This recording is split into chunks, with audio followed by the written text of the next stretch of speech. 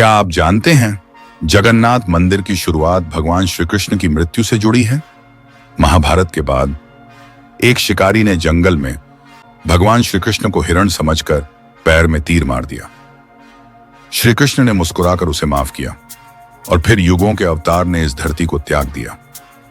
पांडवों ने उनका अंतिम संस्कार किया, लेकिन चिता की आग में श्री कृष्ण का हृदय नहीं जला। हजारों साल बाद राजा इंद्रद्युम्न को सपना आया। भगवान विष्णु ने कहा, मेरे रूप को समुद्र से खोजो। राजा पहुंचे समुद्र किनारे और वहां मिला एक लकड़ी का दिव्य काठ। मान्यता है वो उसी हृदय का रूप था जो युगों से बचा हुआ था। अब मूर्ति बनानी थी। तभी एक रहस्यमयी वृद्ध कारीगर आया। उसने कहा, जब तक मेरा काम पूरा न हो कोई दरवाजा मत खोलना। दिन बीते, कोई आवाज नहीं आई। राजा घबरा गए और दरवाजा खोल दिया। अंदर की मूर्तियां अधूरी थीं, हाथ पैर नहीं बने थे और कारीगर गायब। तभी राजा को आभास हुआ वो कोई साधारण कारीगर नहीं था, वो स्वयं देव शिल्पी विश्वकर्मा थे।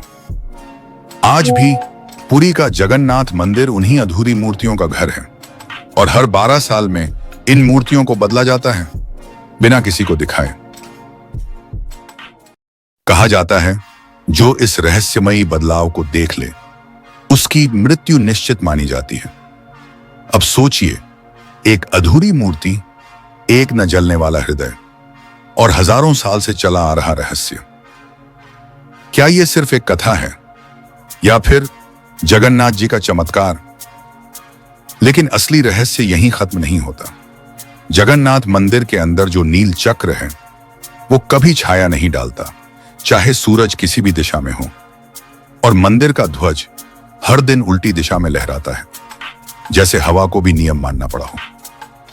यहां तक कि जब रथ यात्रा होती है तो भगवान जगन्नाथ का हृदय ब्रह्म पदार्थ कहा जाता है। वो हर बार एक रहस्यमयी अनुष्ठान में बदला जाता है और वो अनुष्ठान कोई देख नहीं सकता। जो देखता है, कहा जाता है, वो जीवित नहीं रहता।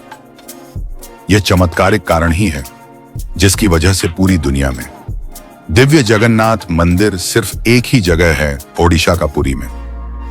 ना कहीं और, ना कभी और बनेगा, क्योंकि यह कोई आम मंदिर नहीं, एक दिव्य रहस्य है।